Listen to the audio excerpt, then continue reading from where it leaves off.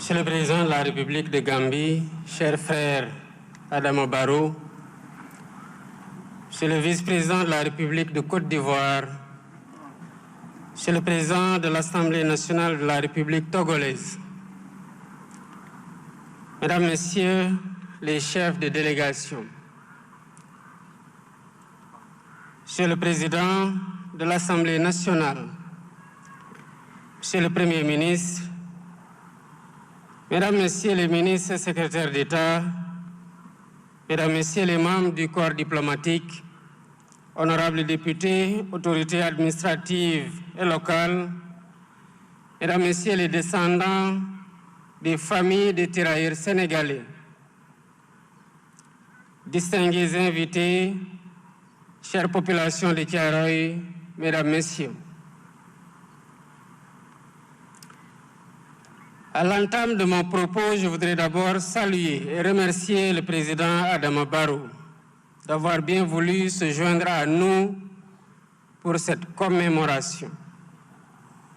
Je remercie également les chefs d'État et de gouvernement de la République de Côte d'Ivoire, du Togo, du Cameroun, des Comores, de la République du Congo, de la Mauritanie et du Tchad, qui ont dépêché des délégations de haut niveau, ainsi que tous les pays amis ayant bien voulu répondre à notre invitation.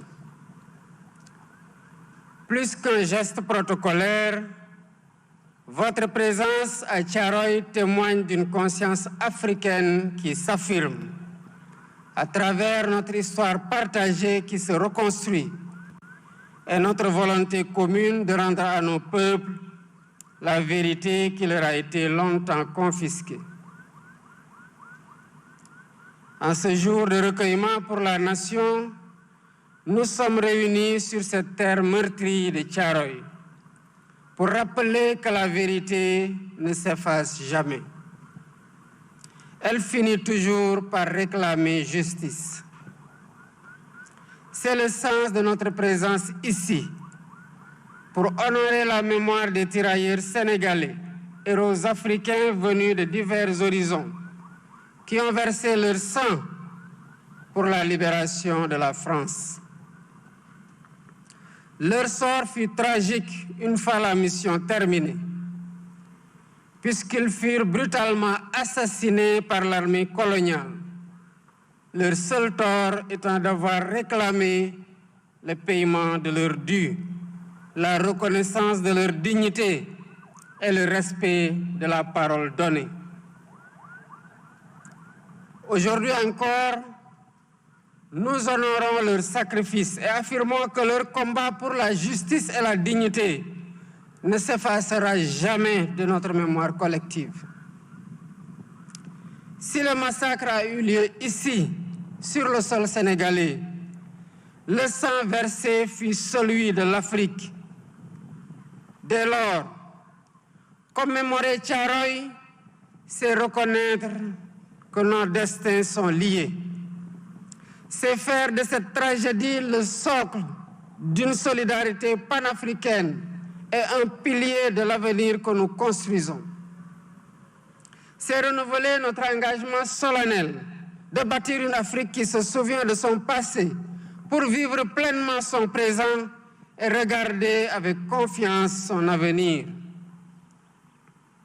Je rends un hommage appuyé au comité de commémoration, aux historiens, chercheurs et artistes, aux associations et à toutes celles et ceux qui ont œuvré, souvent dans l'ombre, parfois contre des résistances, pour rouvrir ce dossier longtemps verrouillé. Grâce à eux, de nouvelles pistes d'investigation ont été explorées et la mémoire refoulée de cette tragédie peut enfin être illuminée sous l'éclat de la lumière de l'histoire dans toute sa vérité. Je remercie du fond du cœur les populations de Thiaroye, les familles des victimes et les autorités locales, toutes gardiennes infatigables de cette mémoire. Depuis des décennies, vous portez la flamme et veillez à ce qu'elle ne s'éteigne pas pour que le monde n'oublie jamais. Je salue également notre vaillante armée, héritière de l'histoire de tous ces soldats qui ont servi avec honneur. Merci pour votre engagement dans la préservation de cette mémoire commune. Mesdames, Messieurs, chers invités, l'année dernière, à l'occasion du 80e anniversaire, nous avons franchi une étape historique. Pour la première fois, la France, par la voix de son président, a employé le mot juste, massacre. Ce mot juste, cette reconnaissance restitue à l'histoire la part de vérité qui lui a été amputée. Aujourd'hui, nous nous engageons avec nos frères et sœurs africains à poursuivre ce travail de vérité et de mémoire. Je me réjouis de la publication officielle du livre blanc sur le massacre de Thiaroye. Ce document fondamental, fruit d'un travail scientifique et d'une enquête minutieuse, s'appuie sur des archives, sur la parole des témoins et sur des preuves matérielles pour reconstituer les faits et restituer la dignité aux martyrs. Le livre blanc devient désormais une référence incontournable pour comprendre Thiaroye. Il confirme que la mémoire ne peut plus être un territoire de dissimulation, mais doit devenir un espace de justice, de réparation morale et de reconstruction collective. Pour poursuivre ce travail, le comité scientifique, et compléter l'exigence de vérité, j'ai ordonné des fouilles archéologiques sur le site de Thiaroye, dont les travaux ont débuté il y a quelques mois. À ce propos, la France, par la voix du président Macron, vient de proposer la mise à disposition de son expertise et de son savoir-faire à nos archéologues. Mesdames, Messieurs, pour que cette vérité soit visible, pour qu'elle habite notre espace autant que nos consciences, il sera érigé une stèle commémorative du massacre de Thiaroye entre le camp et le cimetière, afin de réunir les deux lieux de vérité. Cette stèle ne sera pas un simple monument de pierre. Elle constituera le cœur d'un vaste ensemble mémoriel, comprenant une esplanade pour les commémorations, des espaces éducatifs et culturels dédiés à la jeunesse et des résidences pour accueillir des chercheurs du monde venus travailler sur l'histoire et les mémoires coloniales. La stèle fera de Thiaroye un lieu de mémoire vivant, un phare de vérité historique et une citadelle de savoir pour les générations futures. Elle traduit notre volonté de transformer la douleur en force, le souvenir en apprentissage et le passé en levier pour un avenir de souveraineté et de dignité retrouvée. Ce travail de commémoration, ce travail de mémoire dépasse la simple commémoration. Il est aussi tourné vers l'avenir. C'est pourquoi le gouvernement s'engage à renforcer la place de l'histoire du massacre de Thiaroye dans nos programmes scolaires. Nos enfants doivent en connaître les séquences, les acteurs et les récits.